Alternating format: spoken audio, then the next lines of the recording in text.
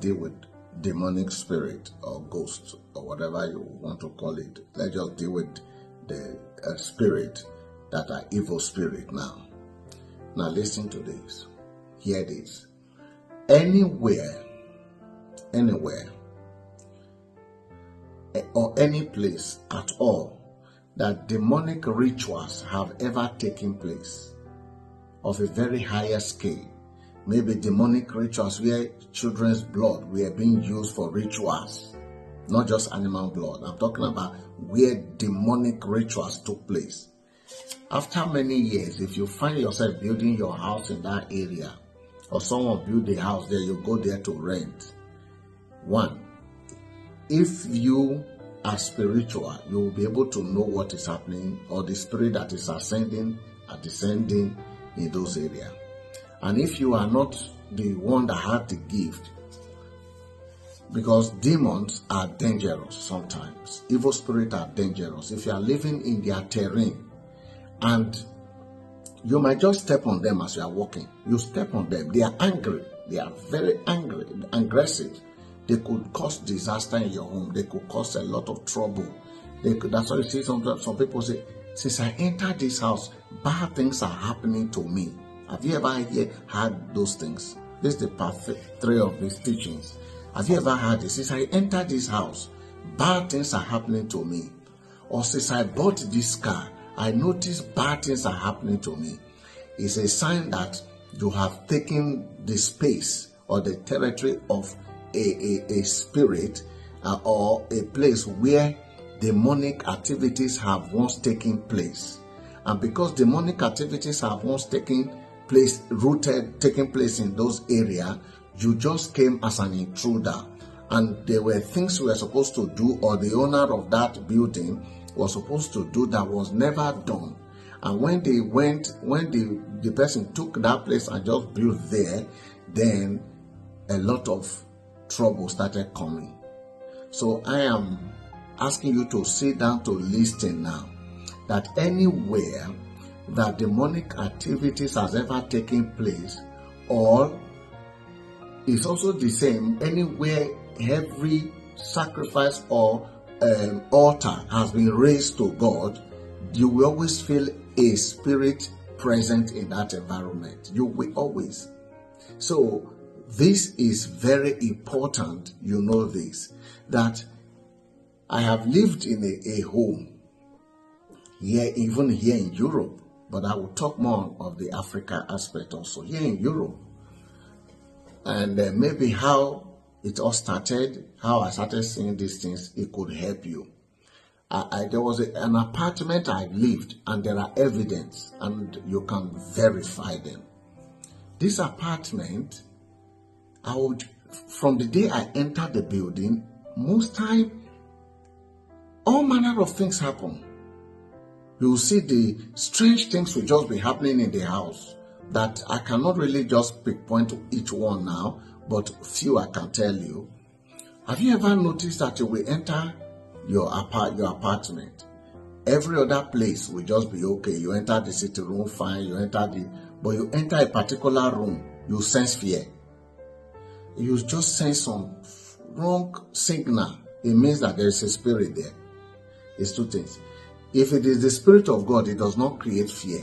It creates joy. It creates this, you perceive, because you are a Christian, you perceive this aroma of beauty, good thing is happening. But if it's a Spirit of God, you feel this cold sensation of deep fear. It means there's a spirit there. The reason you have not been able to see because you don't have the gift enough to see. Now, most time I just see a spirit will just pass. Maybe I'm sitting in the sitting room. It will just pass. I will see it, just walk past. You see it again, walk past. And I will like, what is this? Then I'll begin to pray. I begin to pray. Now, why I did not bother addressing it in a deep form to get those spirits out of that environment, I am not the owner of the house. You see, I'm not the owner of the house. I cannot, you see, that's what we are trying to let you know. Because most times you say, yes, I prayed. You can live in the house, live in the house, but the demons, you see sometimes bad things will just be happening, but you can manage it. You can only suspend them, not to be able to operate. But for the fact that their materials is still on the ground where the building is built, those forces will always pass. Because it's their jurisdiction. You can understand that it's their jurisdiction. They will always pass. So remember that when Jesus cast out that demon from that young man, the spirit asked Jesus, where do you want us to go? And the spirit said to Jesus, command us to go into the head of the swine. Are you getting it? And they did not enter one swine. All the swine, all the pigs there, the demon entered there.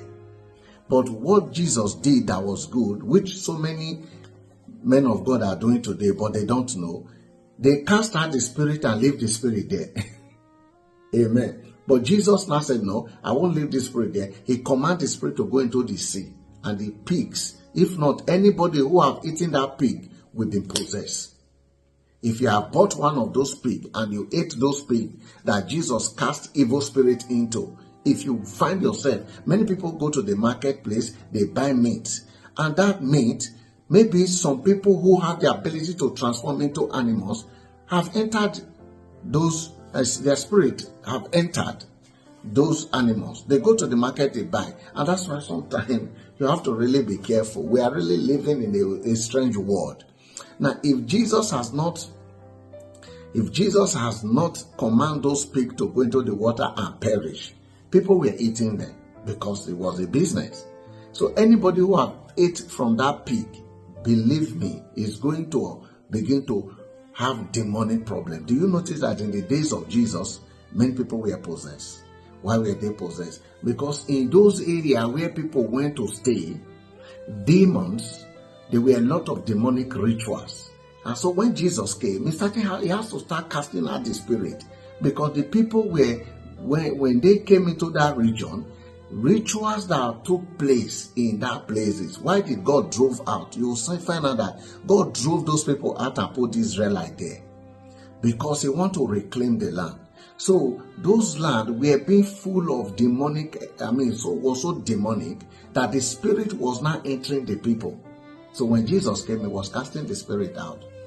So what am I trying to tell you? So when I was in this house, I would just see a spirit try to go into where I was not at alert.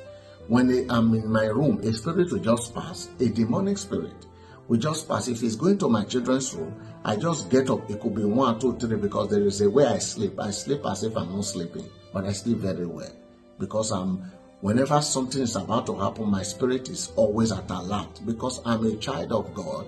I operate in the full capacity of godliness. Therefore, I would be able to attack and to expel any spirit out. Then I'll see the spirit, then I'll wake my wife up.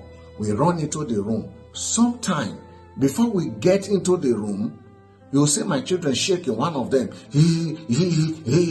Then we put our hand on them.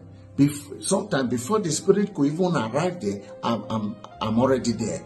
I've already arrested the atmosphere. When I was doing my birthday last year, you heard my first son said, my children said, that they were tired every time, every night, every day. We are casting our spirit. We will pray and pray and pray. They were like, why is it that it's not like that to other people? So that confirmed what I'm saying. Because we were always binding and praying in that house because of the level of demonic presence. So you're going to learn a lot. I'm about to tell you deep things. Just stay with me. I'm going to the fourth part of this teaching. Do spirit or ghost exist? Yes. God bless you. Stay with me. Receive wisdom, receive great wisdom, and be able to do. I'm going to teach you what you need to do when you see these things and how you can live in an environment that is demonically intoxicated. Amen. God bless you.